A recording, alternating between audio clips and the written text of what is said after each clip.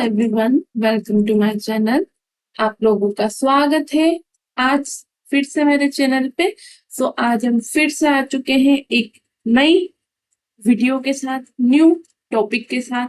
हमारी business management की series चल रही है, उसमें आज का हमारा टॉपिक होने वाला है मैक्स वेबर की थ्योरी। हमने साइंटिफिक वाली, फ्योल वाली, साइंटिफिक किसकी पढ़ी हमने? एफ.डब्ल्यू. टेलर की, और फेयोल की 14 प्रिंसिपल्स को कवर कर लिए हैं। और आज हम पढ़ने वाले हैं मैक्स वेबर की थ्योरी। इसे स्टार्ट करते हैं। ये एक नियो क्लासिक थ्योरी है। मैक्स वेबर की थ्योरी किस बीच में बात हुई है? सन 1864 से 1920 के बीच में इनकी ये थ्योरी रही है। 1905 में यानी 1905 में इनकी एक बुक थी, उसमें ये पब्लिश्ड हुई मैक्स वेबर की थ्योरी। अब बुक का क्या नाम था? क्वेश्चन पूछ लिया जाता है, इसलिए बुक का नाम याद रखिएगा, the protest ethic and the spirit of capitalism. ठीक है, ये हो गया क्लियर। कौन सी बुक है, बुक का नाम, कौन से सन में हुई, मैक्स वेबर की थ्योरी कितने ईयर तक की बताई गई है, ये सब। अब इसकी थ्योरी यानी कि मैक्स वेबर की थ्योरी हमें क्या बताती है? All firms' responsibilities must be allocated among employee according to the Max Weber theory of bureaucracy. Bureaucracy मतलब होता है लोकतांत्रिक। ठीक है, इसमें इन्होंने रेस्पॉन्सिबिलिटी बताई। इन्होंने अपनी थ्योरी में ये बताया है कि मतलब फर्म की जितनी भी रेस्पॉन्सिबिलिटी होती है ना, वो मतलब सबके बीच में अलोकेटेड होनी चाहिए, यानी कि एम्प्लॉयज के बीच में अलोकेटेड होनी चाहिए। ठीक है, सबके बीच में। Task division should be based on competencies and functional specialization. In this way, worker will be fully aware of their role and importance in the company as well as what is expected of them. इसमें उन्होंने ये बताया है कि task जो होता है सबके बीच में डिवाइड होना चाहिए। किस बेसिस पे? उनकी कंपिटेंसी कैसी है और उनका फंक्शन में किस वर्क में उनका स्पेशलाइजेशन है। इससे क्या होगा? वर्कर जो होंगे वो फुल्ली अवेयर होंगे, उन्हें पता होगा उनका एक डिपार्टमेंट में, एक ऑर्गेनाइजेशन में रोल क्या है, उनकी इंपॉर्टेंस क्या है ये कंपनी में। ठीक है, और इससे क्या होगा कि उन्हें पता चलेगा मेरी इंपॉर्टेंस है और वो कंपनी उससे क्या एक्सपेक्ट कर रही है। इससे क्या होगा? वो इजीली सारा वर्क कर पाएंगे। The theory states that splitting labor based on knowledge and abilities is tremendously beneficial to any firm. This is also ensure that each department has its own set of task and management staff. इन्होंने अपनी theory में यह भी बताया है कि labour जो work होता है, लेबर को डिवाइड किया जाना चाहिए, स्प्लिट किया जाना चाहिए, यानी टुकड़ों में लेबर को किस बेसिस पे बांटना चाहिए? उनकी नॉलेज और उनकी एबिलिटी के बेसिस पे। ये क्या होगा? एक फर्म के लिए बहुत ज्यादा बेनिफिशियल होगा। इसके साथ में इन्होंने ये भी बताया कि हर एक डिपार्टमेंट का अपने सेट टास्क ऑफ मतलब सेट ऑफ टास्क होते हैं और मैनेजमेंट स्टाफ होता है, तो उनके अकॉर्डिंग एक ऑर्गेनाइजेशन या एक कंपनी को अपने लेबर वर्क को उनकी नॉलेज और एबिलिटी के अकॉर्डिंग उसके बेसिस पे डिवाइड करना चाहिए। इससे क्या होगा? एक फर्म का काम इजीली अच्छे से हो पाएगा और वो मोर प्रॉफिट अर्न करेगी। Because the management knows who is working on what, the tasks are performed fast and efficiently. जैसा मैंने बताया कि मैनेजमेंट को अगर पता होगा कि उन्हें क्या काम करना है, कैसे करना है, उनको कौन सा टास्क दिया गया और उन्हें कौन सा टास्क परफॉर्म करना है, तो इससे क्या होगा? परफॉर्मेंस जल्दी होगी, जल्दी से टास्क कंप्लीट होगा, फास्ट होगा, एफिशिएंट होगा। Accountability of each position and department is clearly obvious. इससे क्या होगा? अकाउंटेबिलिटी जो होती है हर पोजीशन की और डिपार्टमेंट की, वो क्लियरली दिखाई देगी। ठीक है, ऑब्वियसली बात है कि क्लियर होगी। और मैक्स वेबर की जो ब्यूरोक्रेसी थ्योरी है, ये well informed of each employees responsibility है। ठीक है, इनकी थ्योरी क्या किस पे बात करती है कि ईच एम्प्लॉय की रेस्पॉन्सिबिलिटी है कि वो अच्छे से अपने कार्य को पूरा करे, अच्छे से अपने वर्क को परफॉर्म्ड करे और वेल इन्फॉर्म्ड हो वो उनको क्या काम करना है और उनकी रेस्पॉन्सिबिलिटीज क्या है। Max weber bureaucracy theory. अब इसके कुछ प्रिंसिपल्स है जिसे भी हम देख लेते हैं, किस बारे में बात करते हैं इसके प्रिंसिपल्स। ओके, सो हम इसे स्टार्ट करते हैं। फर्स्ट आता है हायरार्किकल स्ट्रक्चर। इसका एक स्ट्रक्चर होता है, वो हायरार्किकल होना चाहिए, ठीक है। मैनेजमेंट बाय रूल्स, मैनेजमेंट होना चाहिए। मैनेजमेंट के बाद में ये बात करता है ऑर्गेनाइजेशन बाय फंक्शन, स्पेशलिटी होनी चाहिए। पर्पसली इम्पर्सनल होना चाहिए। इसके बाद में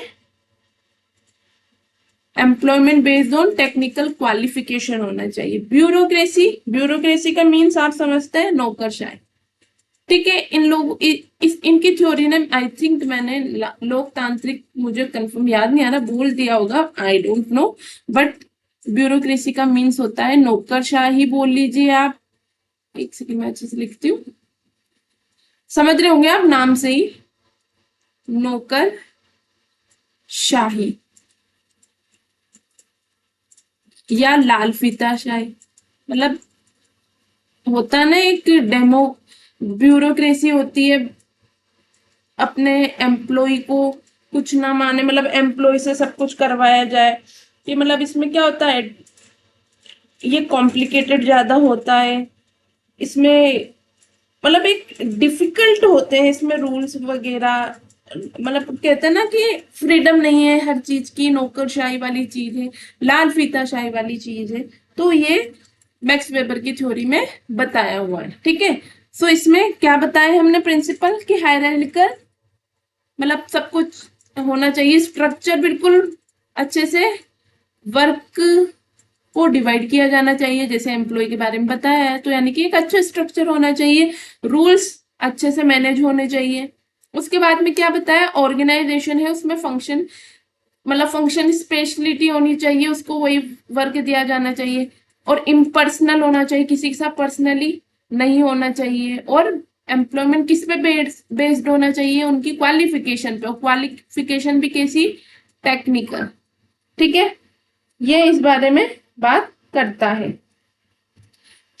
नेक्स्ट हम आगे बढ़ते हैं फीचर्स, फीचर्स की ओर हम मूव करते हैं कि इसके फीचर्स क्या है मैक्स वेबर्स थ्योरी के। सबसे पहले इसमें बताया गया है कि डिवीजन ऑफ लेबर, मतलब कि लेबर का डिवीजन होना चाहिए। Complex work broken down into simple, जो कॉम्प्लेक्स वर्क होगा, होता है एक एम्प्लॉय का, उसको डिवाइड कर देना चाहिए।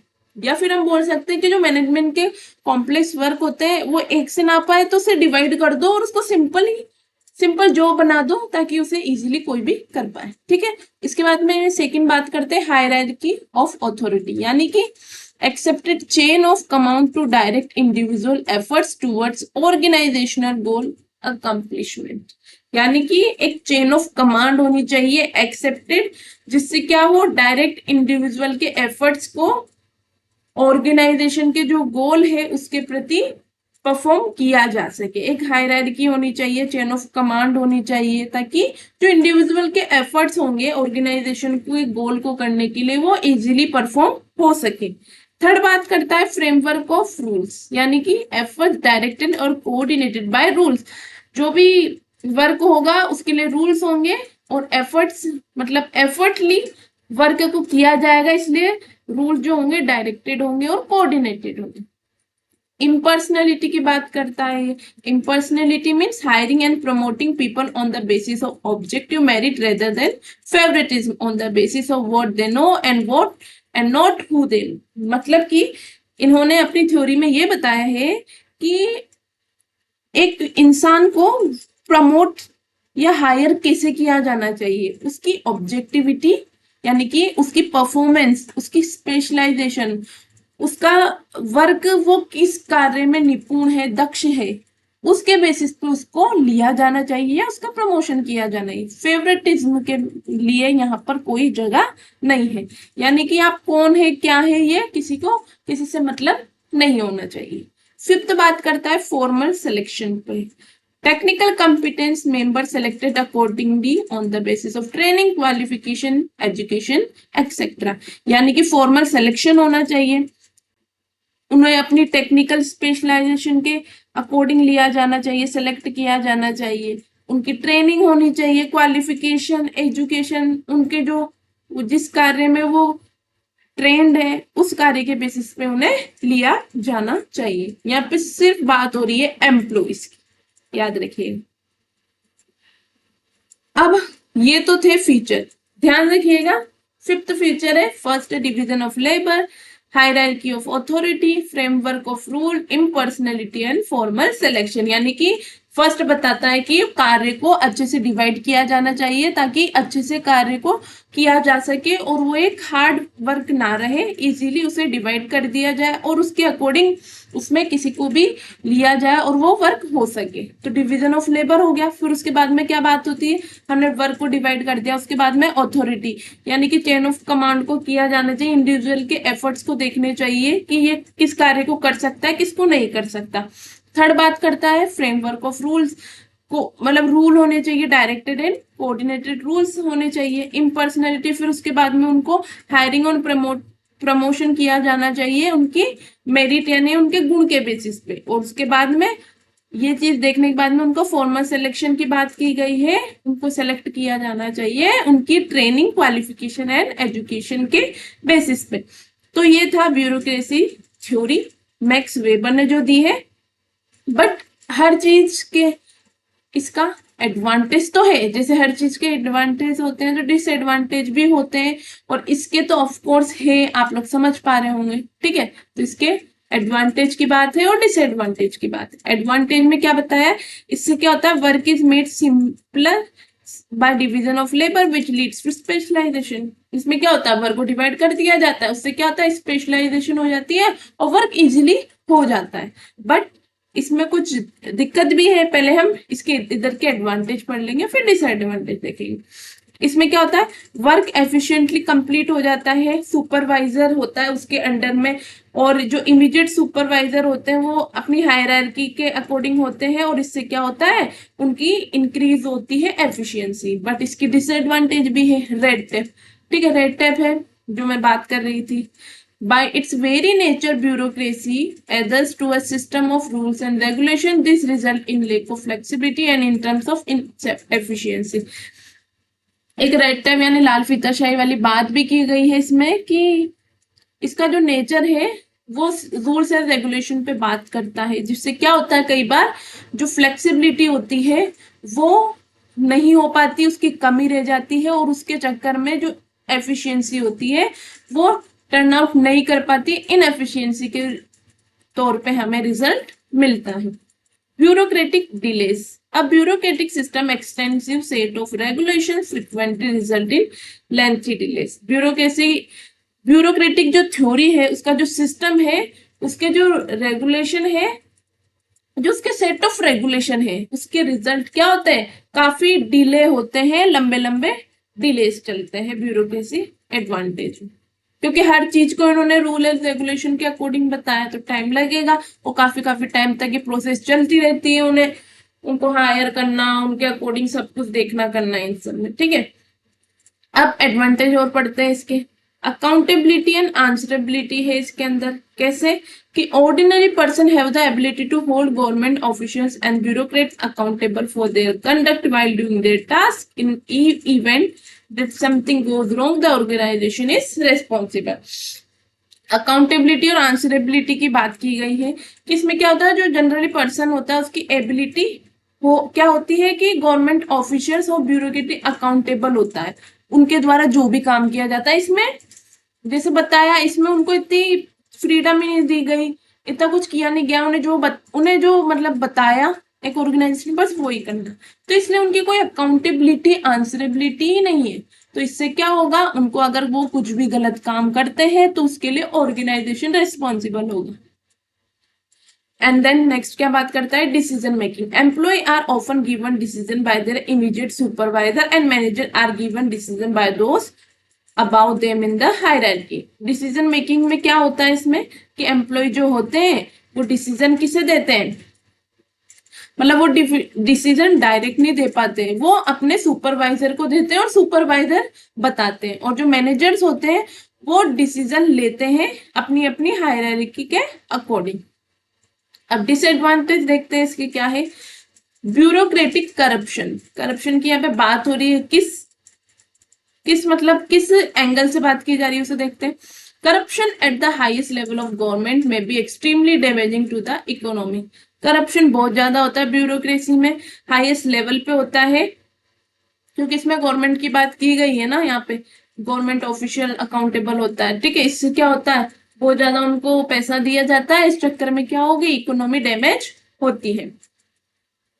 Change of goals. Getting work done under a bureaucratic system is inconvenient and the collection of the rules and regulation typically takes precedence over the final product.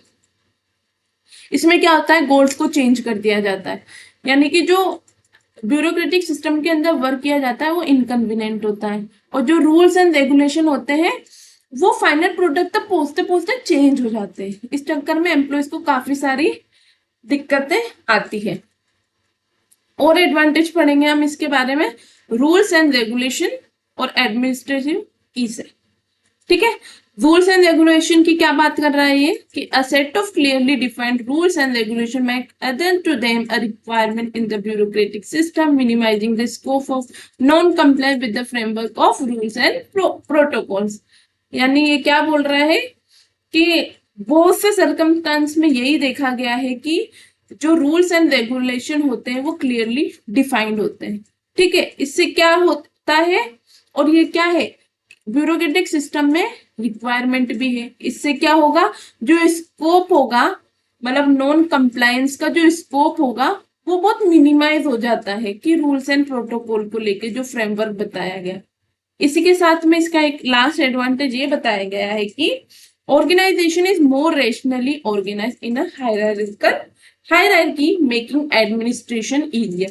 organization क्या करती है, organize को मतलब एडमिनिस्ट्रेशन को easy बनाने का काम करती है, क्योंकि huge scale of the organisation retaining control over management, क्योंकि बहुत जो स्केल है, इकाई है ऑर्गेनाइजेशन की, वो रिटेन करती है मैनेजमेंट पे कंट्रोल का, ठीक है। Making essential modification as and when needed and introducing a new sets of rules as required from time to time is simpler under a bureaucratic structure। Administration easy है यहाँ पे, बस इसकी बात की गई है, ऐसा कुछ भी नहीं है इसमें, ठीक है। अब हम इसके डिसएडवांटेज बचे कुछ वो पढ़ लेते हैं। इसमें पेपर वर्क की बात की गई है कि बेसिक टास्क जो है उसको भी पेपर वर्क में किया जाता है, और नेसेसरी मतलब अननेसेसरी पेपर वर्क होता है, जिससे लार्ज अमाउंट में जो पेपर वर्क होता है ना उसका खर्चे आते हैं, ठीक है। Basic task large amount of paper work में भी नेसेसरी, ठीक है। इसके बाद में अकम्पार्टमेंटलाइजेशन, ठीक है, यानी कि because occasions are split into categories, teamwork and person completing duty in other categories are limited, ठीक है। इसमें क्या बात की गई है, क्यों होता है ऐसा, क्योंकि जो ऑक्यूपेशंस होते हैं उनको डिवाइड कर दिया जाता है कैटेगरी में, टीम वर्क में, पर्सन में। इससे क्या होता है, जो कैटेगरी होती है वो एक लिमिटेड होके रह जाती है, इतना से में रह के रह जाती है, क्योंकि काफी सारे वर्क को बहुत बहुत में डिवाइड कर दिया जाता है ना, तो ये यहीं पे लिमिट होकर रह जाते हैं। कुछ और थोड़े से बचे हैं डिसएडवांटेज, उन्हें देख लेते हैं। नेपोटिज्म, नेपोटिज्म की बात की गई है इसके अंदर। In bureaucracies nepotism is a common issue. The top manager may favour their own employees and assist them advance faster than those who are deserved. ये ब्यूरोक्रेसी में नेपोटिज्म वाली बात होती है, यानी कि टॉप मैनेजर जो होते हैं वो फेवर करते हैं उन्हीं अपने ही एम्प्लॉय को, और असिस्ट करते हैं कि जो फास्ट काम हो सके, और उन्हें ले लेते हैं कि जो और those who are more deserve, मतलब जो ज्यादा डिजर्विंग होता है वो तो रह जाता है, और जो इनके जान पहचान वाले होते हैं मैनेजर्स के, वो यहाँ पे फेवर होता है उनके साथ में और उनको ले लिया जाता है। तो यहाँ पे नेपोटिज्म होता है, बताया तो गया था, बट वही चीज है ना, हर चीज हम कहीं पे भी देखें, कुछ भी हो, नेपोटिज्म या फेवराइजेशन, अपने लोग वाली बात तो सब जगह पर ही आती है, चाहे कितना ही क्लियरली हर चीज या गोल को बता दिया जाए कि हमारे पास ये नहीं होता, ये नहीं होता। आगे हम बात नहीं करेंगे इस बारे में। सो लास्ट हम हमारा एडवांटेज देख ले।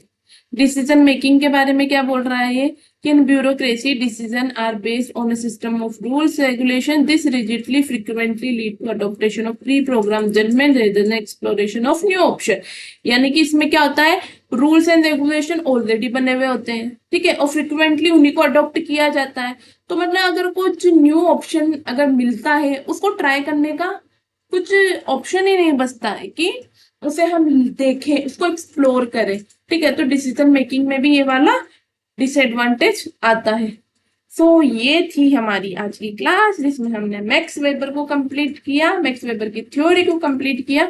सो आई होप आपको मेरी वीडियोस अच्छी लगती है। अगर आपको मेरी वीडियोस अच्छी लगती है तो मेरे चैनल को लाइक करें, शेयर करें, सब्सक्राइब करें। Thank you.